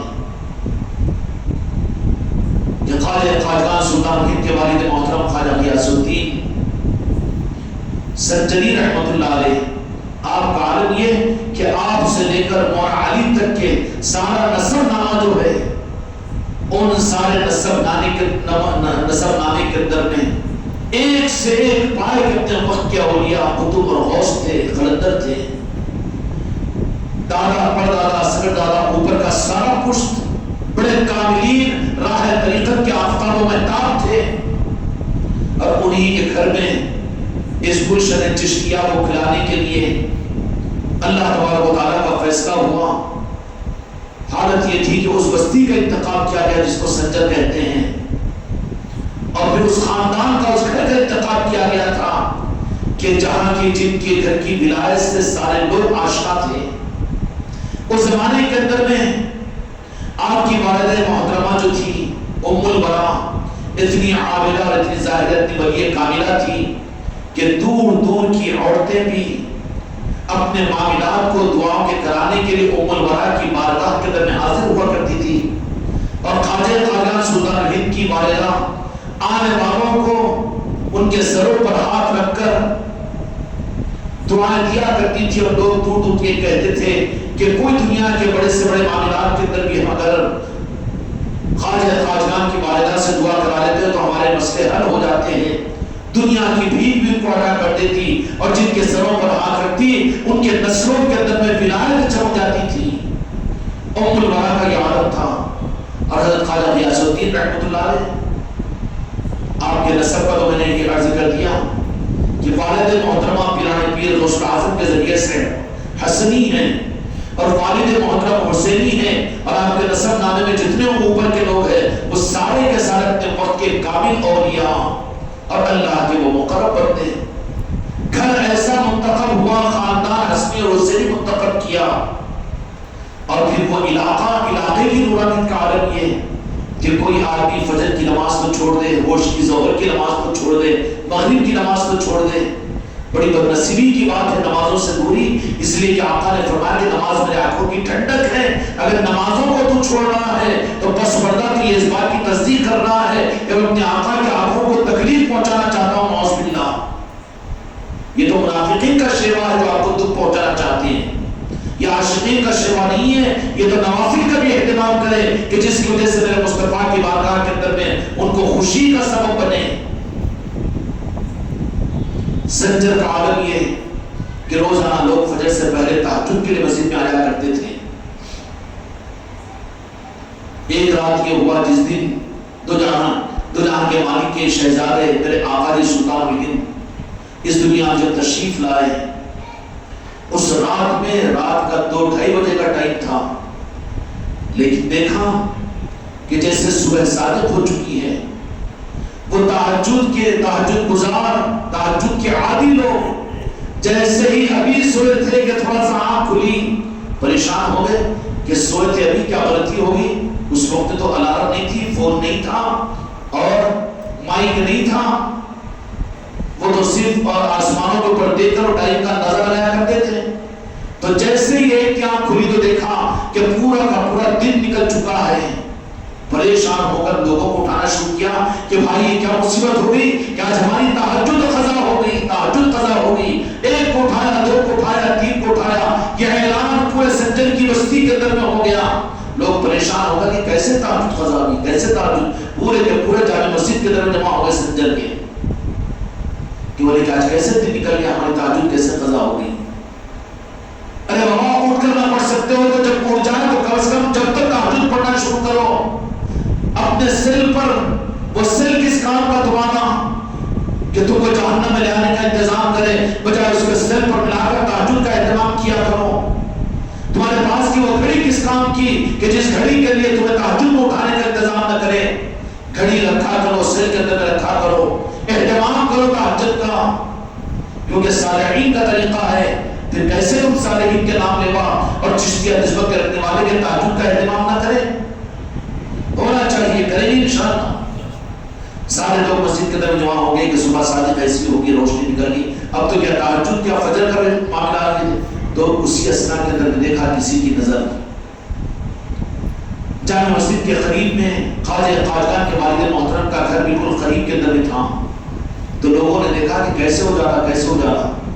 تو لوگوں کی نظروں نے دیکھا کہ آسمان سے نور کا سلسلہ ہے جو خواجہ غیاث الدین رحمۃ اللہ علیہ کے گھر مبارک پر نور کی بارش کا سونا اتر رہا ہے، اور وہ اجالا ہے کہ پورے سنجر کو منور کیا ہوا ہے۔ دیکھ کر سارے لوگ حیرت کے ساتھ دیکھ رہے ہیں۔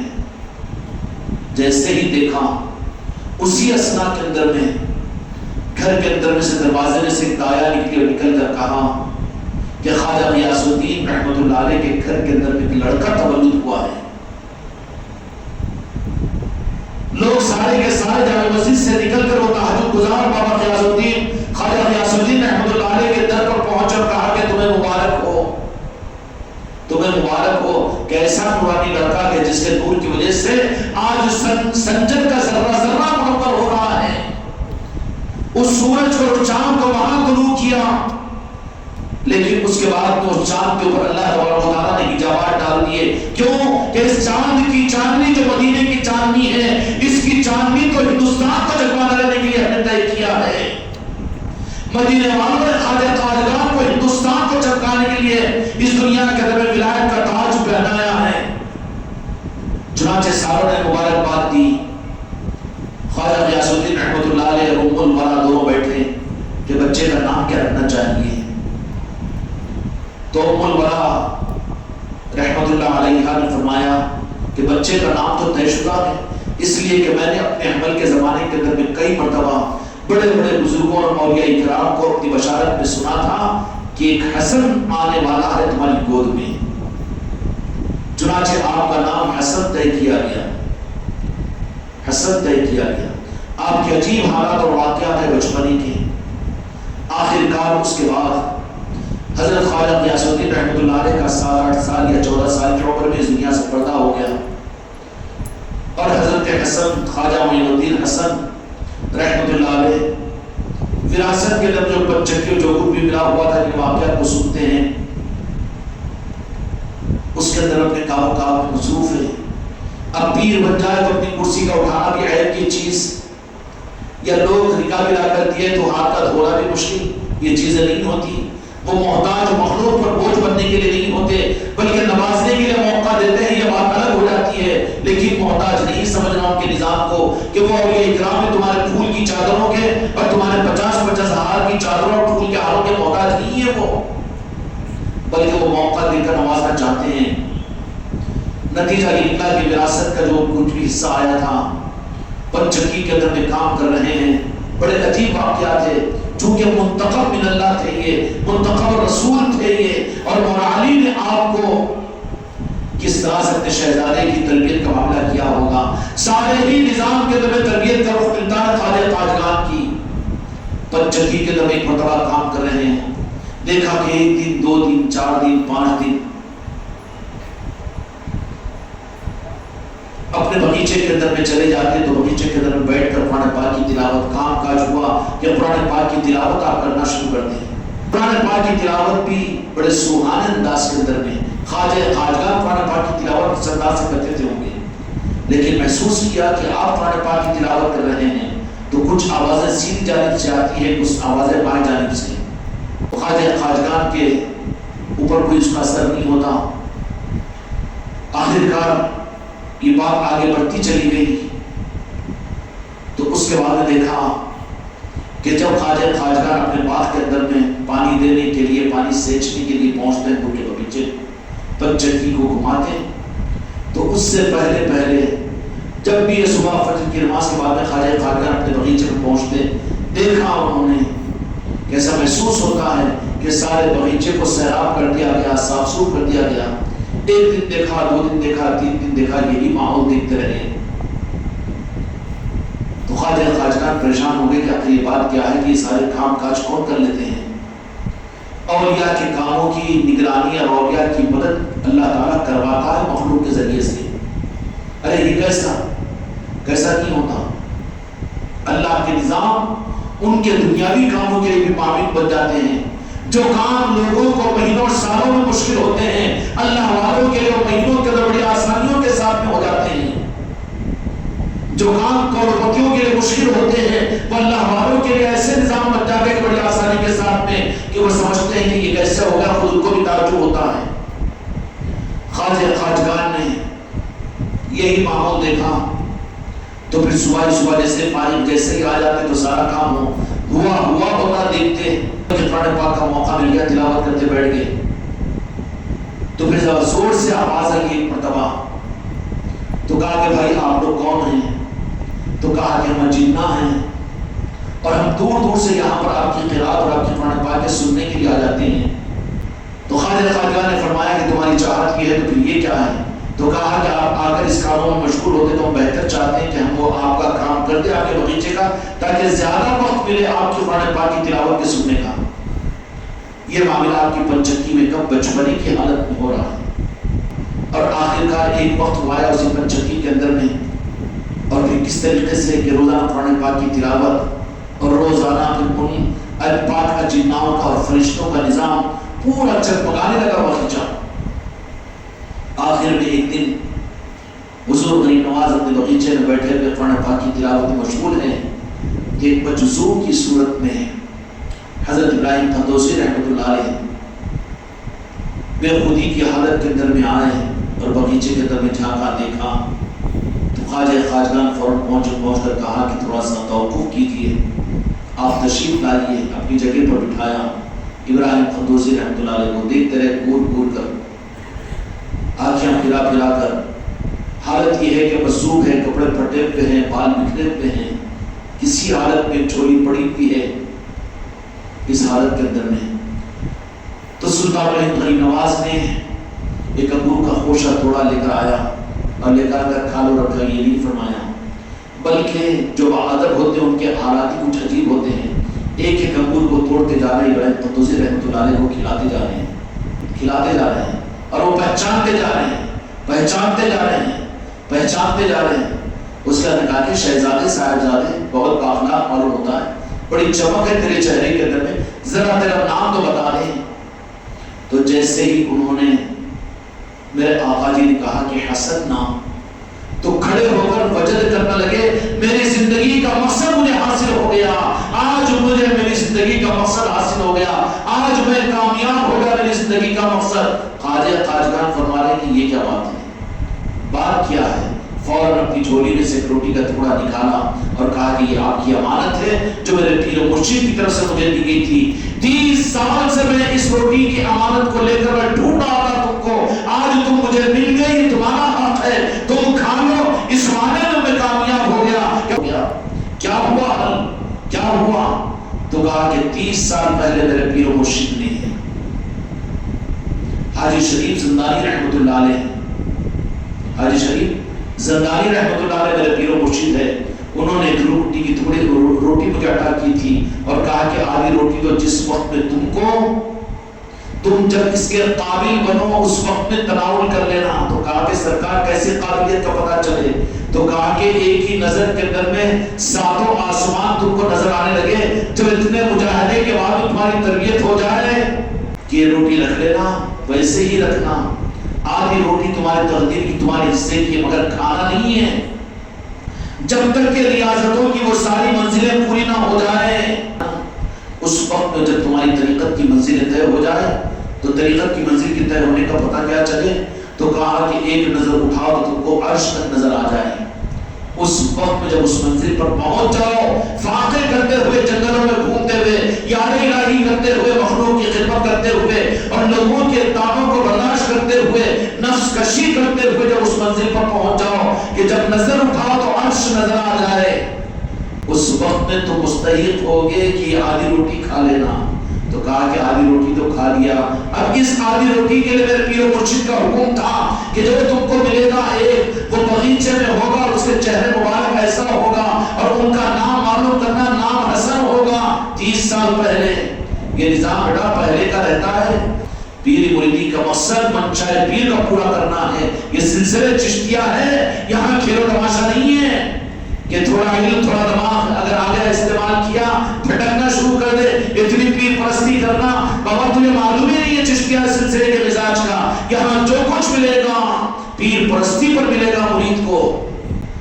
ابراہیم قندوسی رحمۃ اللہ علیہ نے فرمایا کہ ضمانت کو لے کر گھومتا رہا، کہاں کہاں نہیں گیا، اے حسن تمہاری تلاش میں، کس کے؟ پیر کی منشا کو پورا کرنے کے لیے جو مرید بھی نہیں ہے سلسلے کا، جن تک امانت پہنچانا زندگی کا مقصد بنا کر ان کی تلاش میں گھوم رہے ہیں۔ کون سے معاملات ہیں؟ معاملات یہ تھے کہ امانت ان تک پہنچا دو۔ قاضی ابراہیم قندوسی رحمۃ اللہ علیہ نے کہا کہ میری ذمہ داری تو پوری ہوگی اور میں اپنے مقصد میں کامیاب اس لیے کہ میں ڈھونڈ رہا تھا، میرے مقصد میرے پیر و مرشد کی منشا کو پورا کرنا تھا، اس کے لیے سفر کرے، وہ گھومتے رہے نہ کوئی کھانے کا ٹھکانا، نہ کوئی رہنے کا ٹھکانا، نہ سردی نہ گرمی نہ بارش، کون سی پیر پرستی کا نظام ہے؟ اور پھر پہچانتے بھی نہیں ہیں انہوں، خواجہ خواجگان کو ظاہری شناخت بھی تو نہیں تھی نا۔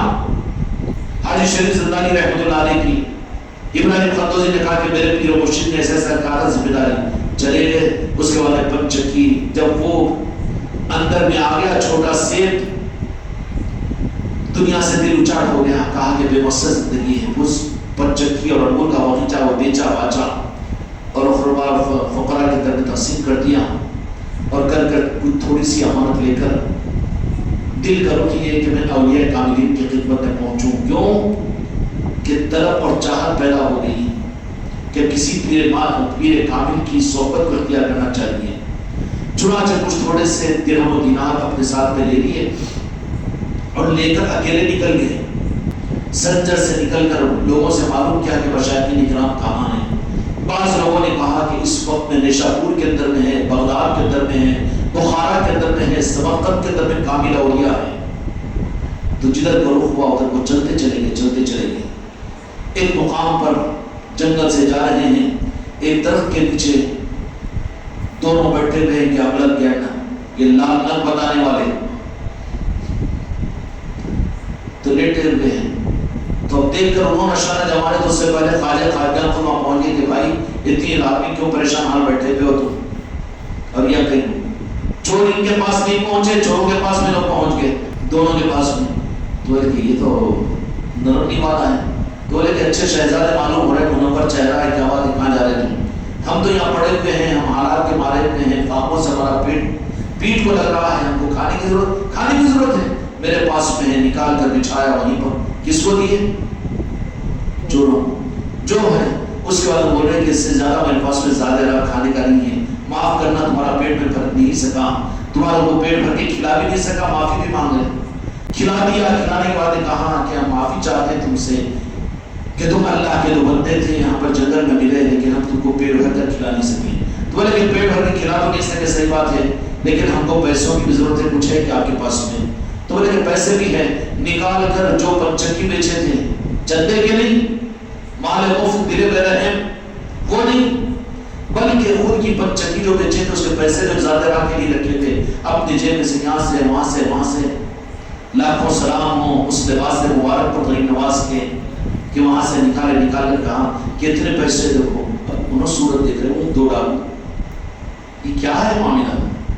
ایسے دیوانے بنو نا چشتی غلاموں، لوگوں کو بلا کر لنگر کیوں کھلا رہے ہیں؟ تم گناہگاروں کو جن کو نفرت کر کے لوگ دور ہٹا رہے ہیں، چورے اور چماروں سے فاصلے پر رکھ رہے ہیں، تم ان کو لے کر آ کر اپنے ہاتھ سے ڈال کر کھلاؤ۔ یہ چشتی سنت ہے، غریب نواز کی سنت ہے۔ اس سنت پر عمل ہم خانقاہ محمدی کے ذریعے سے کرا رہے ہیں۔ ہماری اوقات کہاں ہے کہ میرے آقا دو جہاں کے مالک کی سنتوں پر عمل کرے؟ ہم تو سوچ بھی نہیں سکتے کیسے عمل کر سکتا ہے میرے آقا کی سنت پر؟ تو جرأت ہے نہیں کہ تجھے یہ حماقت کرنے کا حق نہیں کہ میں آقا کی سنت پر عمل کر رہا ہوں، تیری اوقات سنت پر عمل کرنے کی، تو اپنے غلاموں کی سنت پر عمل کر لیا تو کافی ہو جائے گا۔ خواجہ خواجگان نے وہاں پر چوروں کو وہ رقم بھی نکال کر دے دی۔ اب تو نتیجہ یہ نکلا کہ وہ نکال کر دے دی ہے۔ تو کہا کہ صاحبزادے تمہارا یہ ہم کو جنگلوں میں کچھ نے کہا کہ ہم کو تم نہیں پہچانتے، ہم اجنبی ہیں، تو آپ تو اللہ کے بندے ہیں، پھر آپ ہم کو کھلائیں؟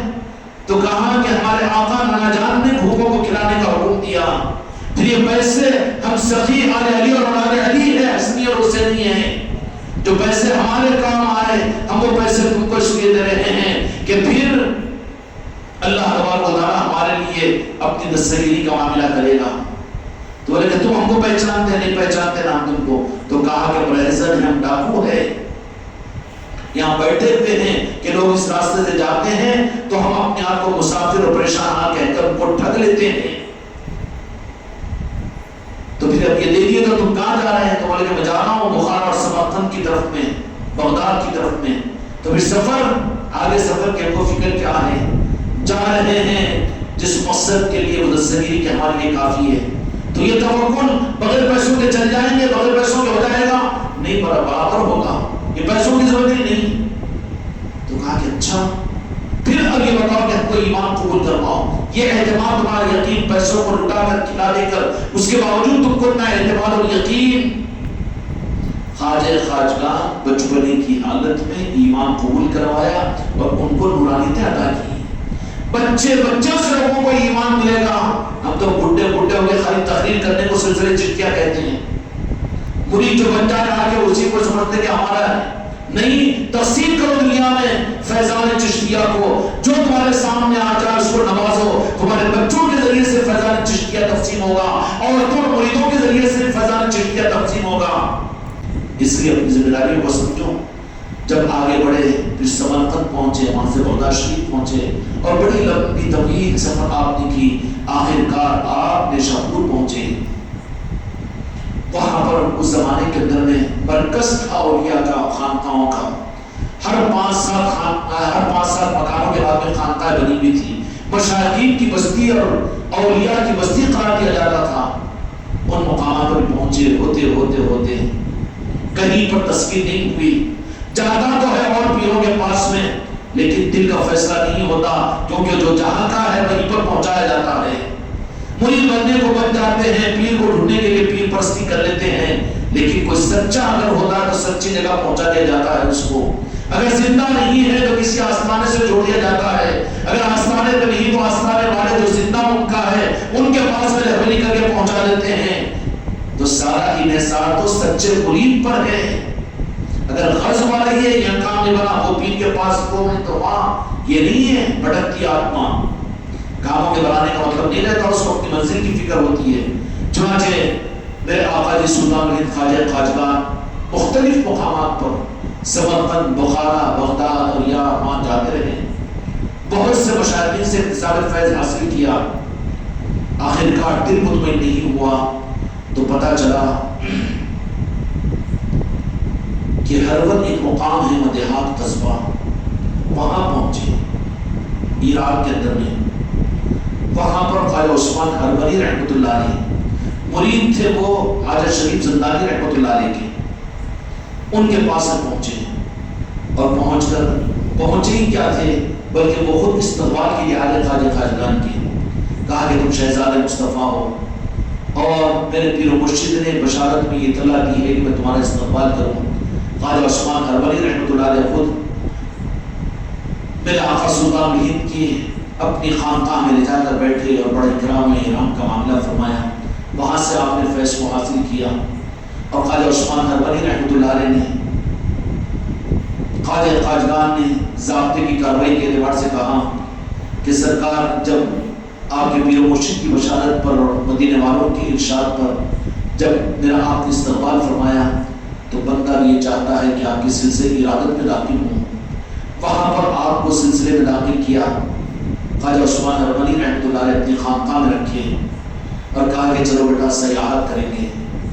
چنانچہ حضرت خواجہ خواجگان خواجہ معین الدین چشتی اجمیری رحمۃ اللہ علیہ بڑی عصمت سیر و سادات ہے، حسنی حسینی ہے، سب کچھ بھی ہے، لیکن بات یہ ہوتی ہے کہ فضیلت الگ ہے، افضلیت الگ ہے. کچھ بھی ہو لیکن پیر کے سامنے کوئی کچھ نہیں ہوتا. پیر مریدی کا طریقہ الگ ہے.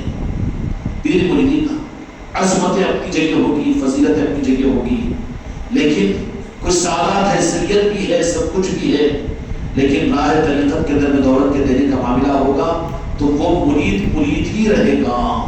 کیا رہے گا؟ مرید ہی رہے گا. چنانچہ خواجہ عثمان ہرونی رحمۃ اللہ علیہ نے فرمایا کہ بیٹا چلو سیاحت میں چلیں گے.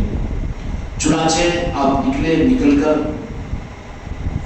بڑا لمبا سفر آپ نے فرمایا بغداد سے ہوتے ہوئے اور بہت دور دور کے سفر کے ساتھ میں آخرکار مکہ مکرمہ کے حج کے سفر کے زمانے میں فرمایا کہ حج کے جانے کا ارادہ ہے، چلو ادھر کا رخ کریں گے. تقریباً 22 سال خواجہ عثمان ہرونی رحمۃ اللہ علیہ نے اپنی خدمت کے لیے اپنے مرید کامل کو اپنے ساتھ میں لے کر رہا. یہ چیز نہیں ہوتی میرے بیٹا. سلسلے چشتیہ کے لوگ ہو تو اس کے لیے میں عرض کر رہا ہوں، مقام دیکھو، عظمت دیکھو، نہیں یہ بھی دیکھنا وہ بھی دیکھنا، اس قابل ہے کہ نہیں. جس کو رگڑا نہیں جائے گا وہ کھڑا سونا بن نہیں سکتا۔ سلسلے چشتیہ کی تربیت کا نظام ہی عجیب و غریب ہے، نہ بڑے چھوٹے بھی تو دیکھنا، نہ خاندان و قبیلہ بھی تو دیکھنا، نہ یہ بھی دیکھنا، نہ وہ اگر دیکھتے رہیں گے تو خالی سر کے اوپر بٹھا کر رکھنا پڑے گا، اس کے بجائے کچھ بنانا ہے تو گود میں لینا پڑے گا، اس کو کھلونا بنانا پڑے گا۔ خواجہ عثمان ہروری رحمۃ اللہ علیہ خدا کی قسم جانتے تھے کہ عرش و کرسی لوح و قلم کا دیکھنے والا ہے یہ میرا مرید، لیکن اپنی خدمت لیے انہوں نے کہیں بھی جا کر جنگل کے عوام کے اندر یہ کیا پیرا دبا لینا اور یہ کیا خدمت کرا لینا، یہ کیا ہے اپنے گھر کی خدمت کرا لینا، یہ اپنے چپلوں کو سیدھا کرا لینا، نہیں یہ بات نہیں ہے، وہ محتاج نہیں ہے، ضرورت نہیں ہے۔ وہ سارے کام تو جو سوچ رہا ہے کہ حضرت ہونے کی وجہ سے مرید بن کے تو مصیبت ہوگی اس لیے مجھے کرنا پڑ رہا ہے، وہ 10,000 کا ایک نوکر رکھ لے تو سارے کام نہیں کر لے گا، وہ بات فرض نہیں کر رہا ہوں تکبر کی، لیکن مرید کو موقع کیوں دیا جاتا ہے؟ کیونکہ مرید کی منزل اور اس کے مقامات پورے ہی نہیں ہونے جب تک کہ ذات کی خدمت پیر نہ لے، طریقہ ہی نہیں ہے۔ اب دوسروں کو پیٹ میں درد ہو تو اتنی خدمت مریدوں سے کیوں کروا لیتے ہیں؟ کمرے کو جھاڑتے ہیں لوگ، قدر پوشی کرتے ہیں کمرے کی چوکھٹ کے لیے، کیا کرنے کا حکم تھوڑی دیا جاتا، اسی سے تو منزلیں ملتی ہیں ان کو۔ ان لوگوں کو بیچاروں کو کیا معلوم ہے، وہ دور کے لوگ ہیں نا، ان کو تو کھٹکتی ہے وہ چیز۔ سلطان الہند کو اپنے ساتھ 22 سال 21 سال تک ساتھ میں جنگل بیابانوں کے اندر میں، اب حضرت کی خدمت میں خواجہ عثمان ہروری۔ اب یہ بتاؤ کہ سلطان الہند کی وجہ سے خواجہ عثمان ہروری کو پہچانتے ہیں، پہچانتے نہیں پہچانتے، لیکن وہ سلطان الہند کے ساتھ میں خواجہ عثمان ہروری رحمۃ اللہ علیہ نے چشتیہ سلسلے کے اس نظام کو بتانے کے لیے سلطان الہند کی ذات سے وہ ساری خدمتیں اپنی ذات کی ملی، سفر کرتے رہے، بڑی تفصیلات ہے یہ میرے آقا جی سلطان الہند کے، ذرا ان تفصیلات کو معلوم بھی کرتے رہو، ذوق بھی پیدا کرو، روکھے سوکھے کر کے اپنی زندگیوں کو برباد مت کرو، بلکہ اس نظام کے اندر کچھ رسوخ پیدا کرو، کچھ طریقے معلوم کرو کہ کچھ نہ کچھ منزلیں مل جائے۔ کیوں کہ صرف ظاہری صورت ہمارا اپنا پڑھنا سنورنا کام نہیں آئے گا، وہاں پر تو وحسن ما فی الصدور کے سینوں کو چیر کر بتاؤ کہ نسبتیں لے کر آئے کہ نہیں لے کر آئے۔ جو ان کے سچے غلام ہوں گے ان کی پہچان یہ ہوگی کہ دنیا میں وہ ناشکرے نہیں ہوں گے، دنیا میں پریشانیوں کے ظاہر کرنے والے نہیں ہوں گے، دنیا سے پریشان ہونے والے نہیں ہوں گے۔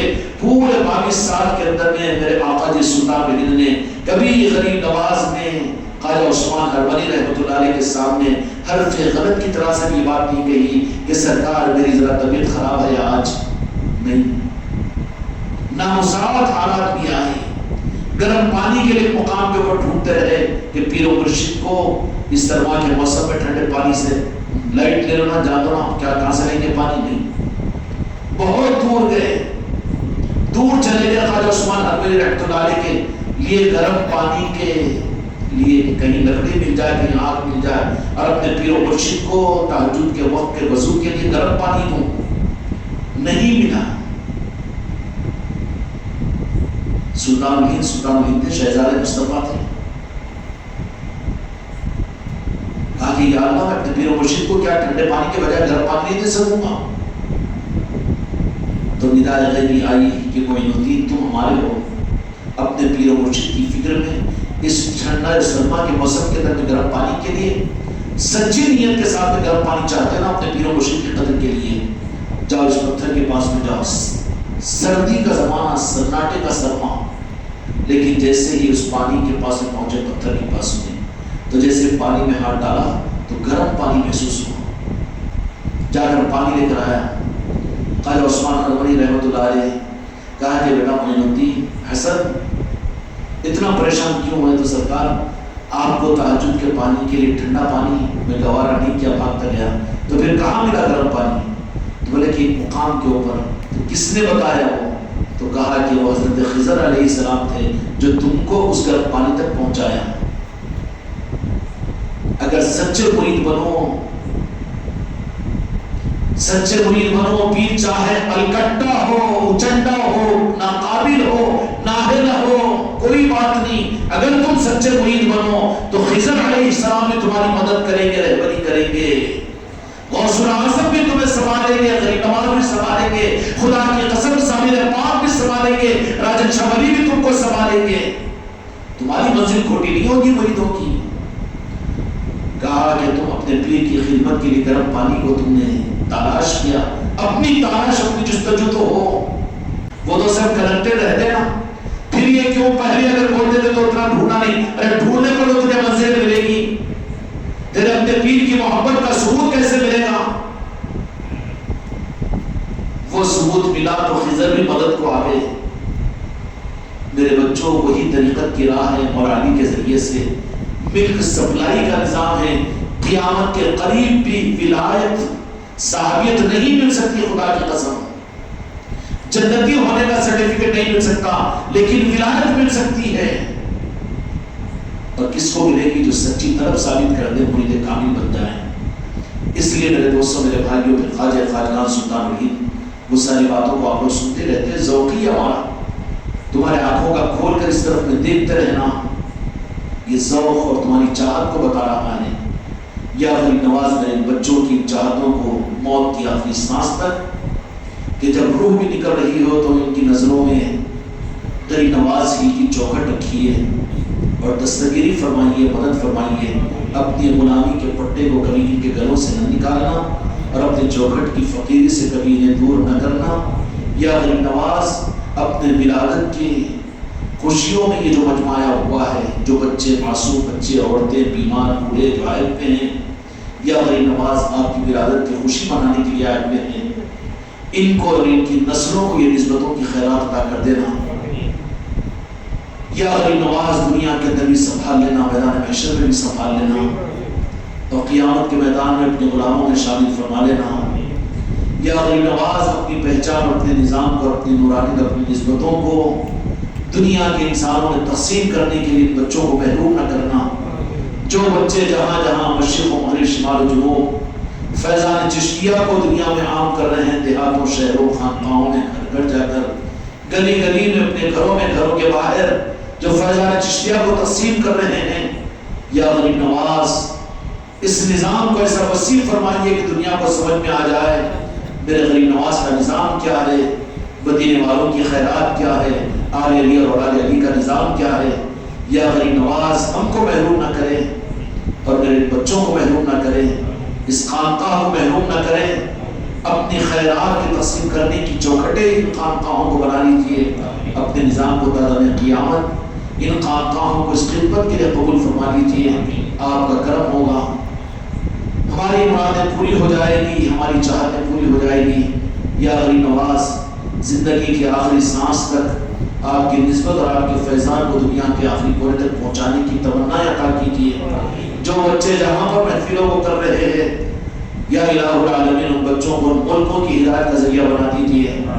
یا الہ العالمین چاہے وہ دبئی ہو کہ شارجہ ہو یا یوگانڈا ہو، جہاں پر بھی اس نسبتوں کی محفلوں کو میرے کمزور بچے کر رہے ہیں، ان کو ملکوں کے حق میں قبول کیجیے اور اس فیضان کو تقسیم کرنے کا ذریعہ بنائیے. یا غریب نواز آپ کی چوکھٹ پر ہم سب منتہے حاضر ہے، یہ دولتیں ہم کو عطا فرما دیجیے. دین و دنیا کی ثروتیں اور خوشیاں عطا فرما دیجیے. دنیا میں کسی کا محتاج نہ بنائیے. یا غریب نواز بڑے کمزور ہیں، بہت چھوٹے چھوٹے مسائل کی وجہ سے الجھ جاتے ہیں، ہمارے قدم ڈگمگا جاتے ہیں.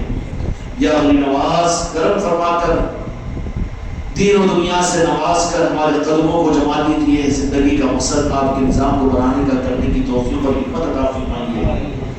آپ کے نظام کے لیے کسی سہارے سے بے نیاز ہمیں کر دیجیے.